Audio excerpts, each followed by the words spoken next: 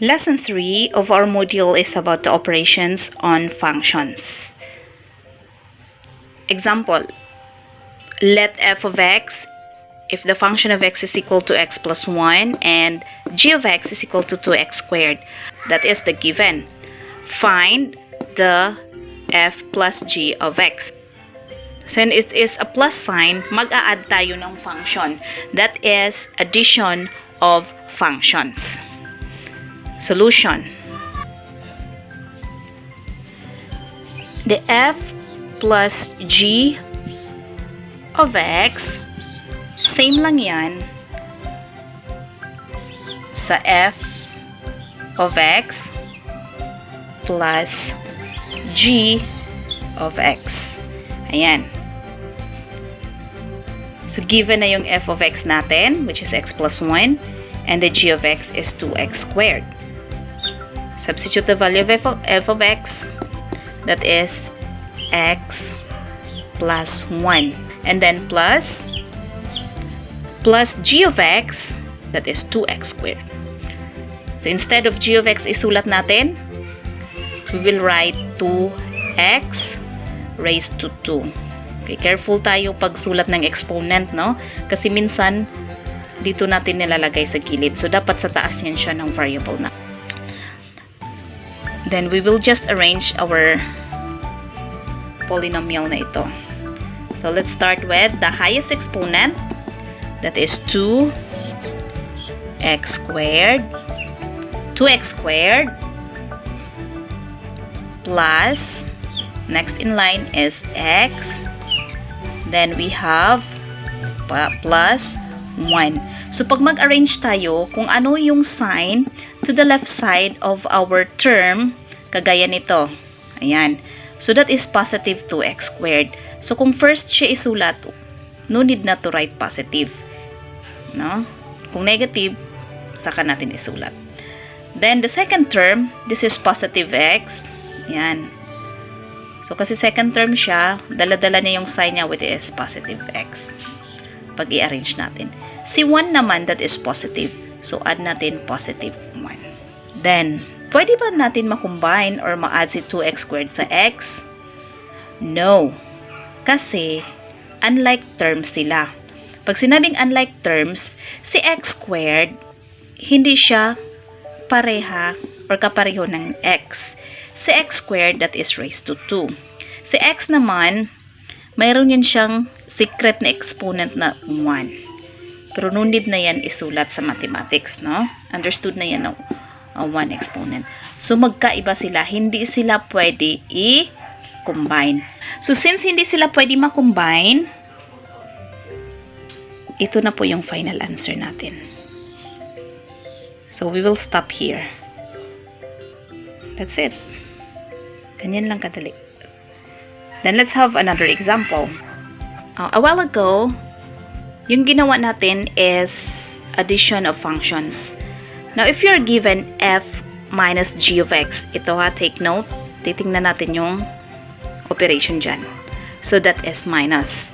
How are you going to solve that one? So, f minus g of x is equal to, same pa rin, we have the same value of f of x and same value of 2x squared. The operation lang yung nag-iba.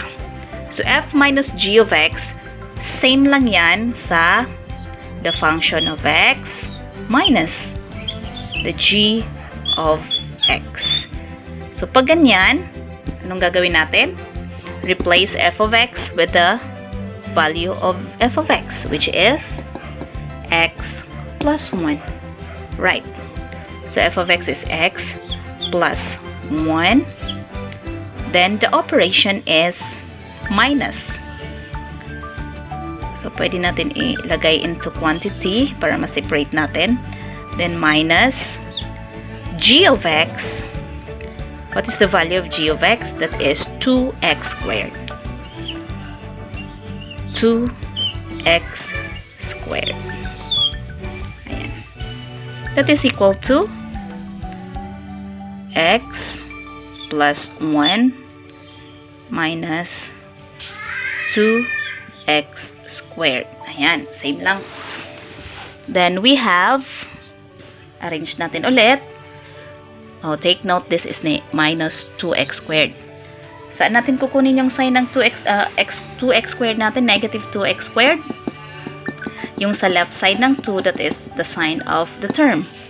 So, pag i-move natin ito, kasali yung sign niya, which is negative.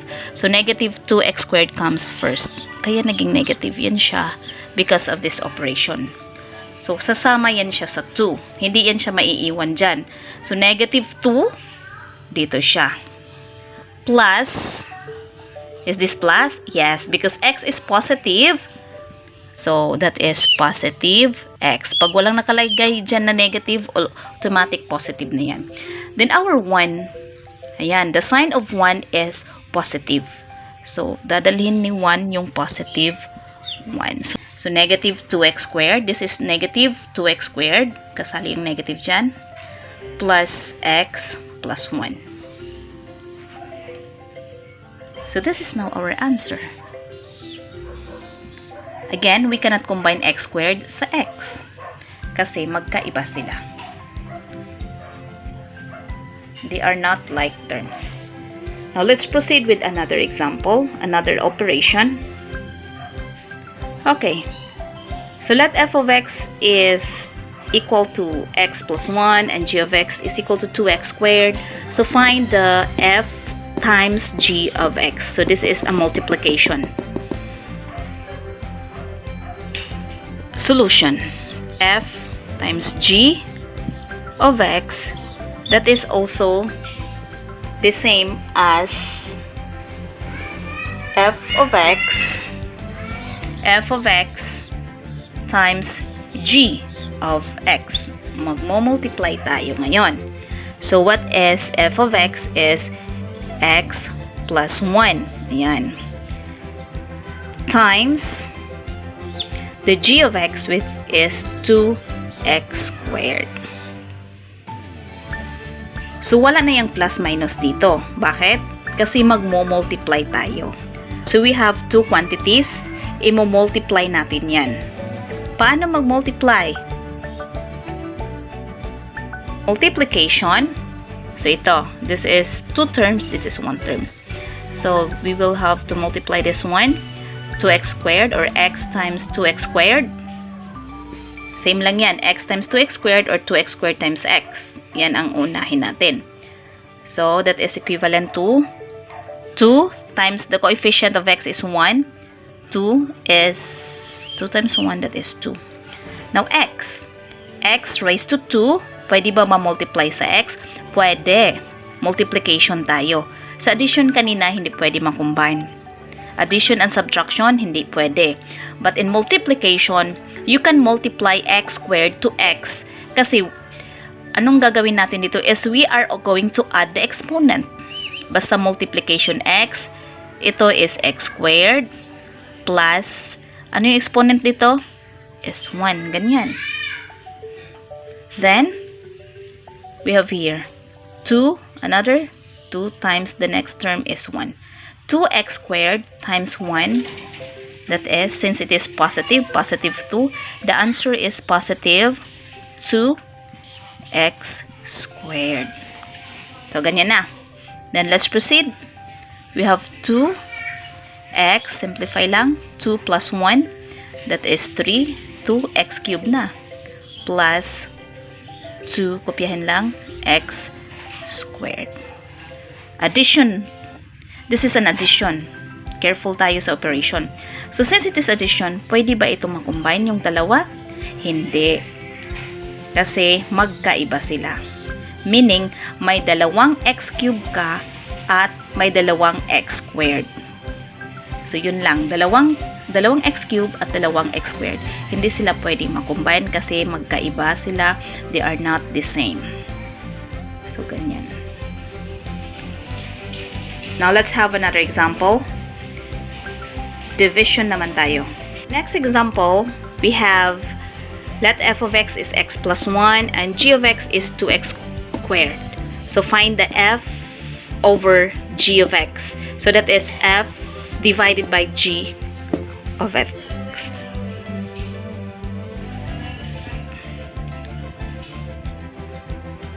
solution. So f over g of x, same lang yan, or that is equal to f of x, divide natin sa value ng g of x. Ganyan. So, next, substitute the value of f of x, replace f of x with the value x plus 1. So, sa f of x sa numerator, magiging x plus 1 over, sa baba, denominator is divided by 2x squared. That's it. We will stop in there. That is now our answer. When x is not equal or should not be equal to 0. Bakit? Kasi pag 0 yun si x, the denominator becomes 0. And that will make our function as undefined. So may condition. X should not be equal to 0.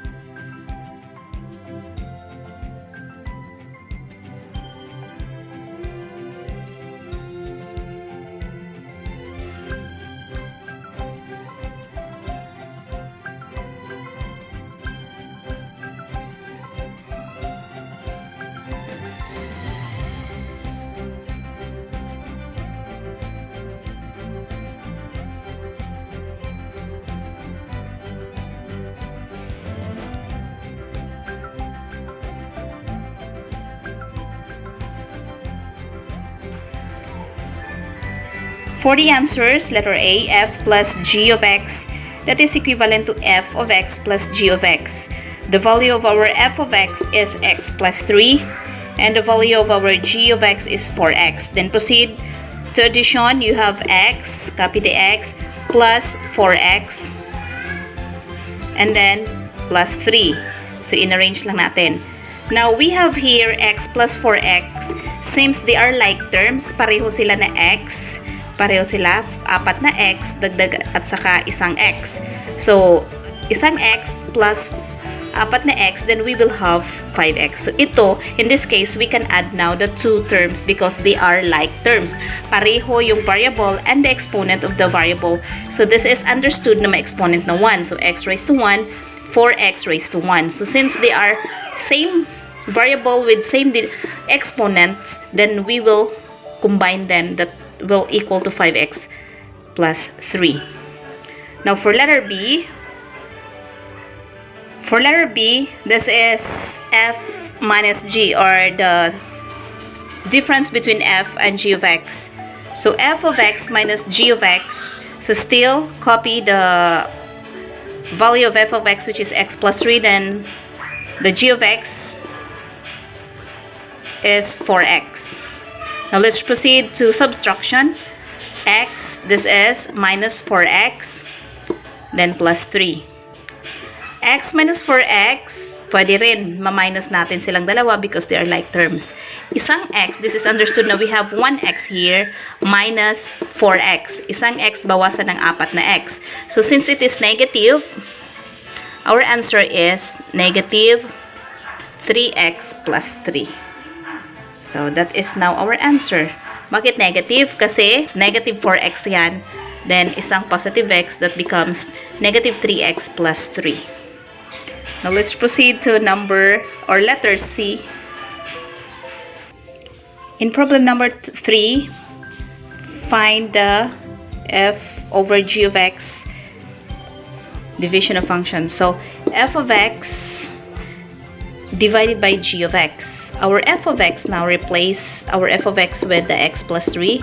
So f of x becomes x plus 3. Then the g of x becomes 4x, which is the given of g of x is 4x. So this is now our answer.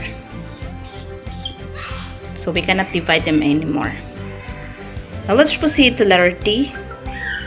In letter D, we have f times g of x.